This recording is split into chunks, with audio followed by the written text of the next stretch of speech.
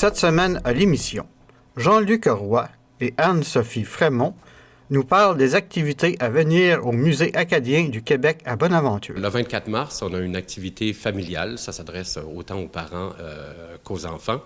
C'est une activité, un jeu d'association, si vous voulez.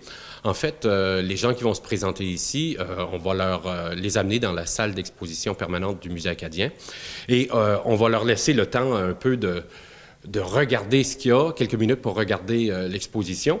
Mais par la suite, on va leur mettre une série, on va remettre aux enfants des genres de petites photos sur lesquelles il y a des images. Et à partir de ces images-là, ils doivent trouver des objets dans l'exposition permanente qui ont un lien avec leur image, leur photo.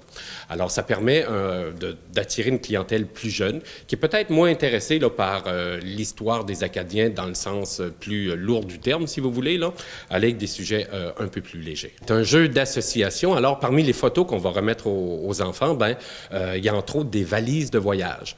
Dans l'exposition permanente Une Acadie québécoise, il y a certains objets qui se rapportent à des valises de voyage. On fait référence, entre autres, au coffre de matelot qu'on voit tout juste ici à côté. Et ce coffre de matelot-là, ça servait de valise de voyage à l'époque, du moins au moment de la déportation des Acadiens, au tournant des années 1750.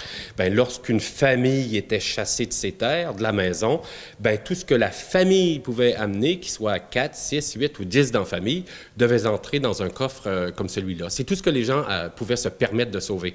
Alors, c'est le genre de jeu d'association qu'on veut faire avec les jeunes pour leur donner du moins quelques brides sur l'histoire des Acadiens, tout en voulant conserver cette activité-là, un caractère quand même léger, là. Côté conférence, qu'est-ce qui s'en vient? Côté conférence, à partir du mois de mars, le dimanche 18 mars à 14 h, on va recevoir Jean-Luc Tremblay.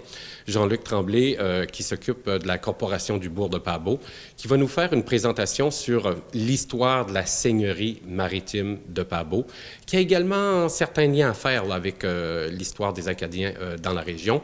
Et puis, plus tard, au mois d'avril, le 15 avril, on va recevoir un auteur du nom de Louis Blanchette. C'est un historien amateur qui vient de la région de Matane, qui va nous présenter, lui, une conférence sur une grande tragédie maritime dans l'histoire de la Gaspésie. Tragédie maritime qui s'est passée du côté nord de la péninsule. Ça implique le navire, là, le BF, le navire des frères Bernier. C'est une tragédie qui s'est produite au tournant des années 1950 en Gaspésie, qui a fait quand même une dizaine de morts. Tout l'équipage du navire est décédé lors du drame. Et puis, c'est un récit qui, en même temps, est entouré d'un petit aura de mystère.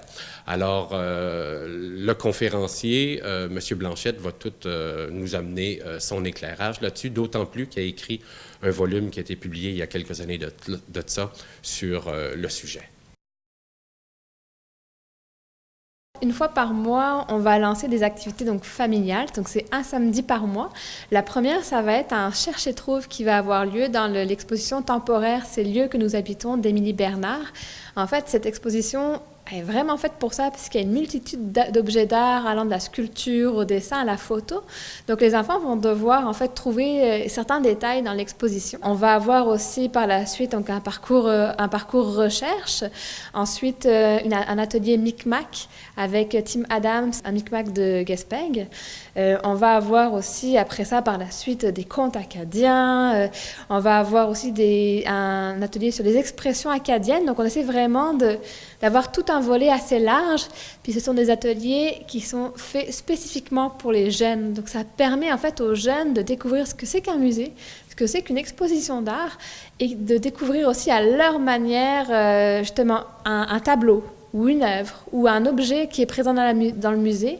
Ça permet vraiment de pouvoir démystifier un petit peu tout ça, puis tout en s'amusant. Et peux-tu me parler un peu des dates de ces ateliers?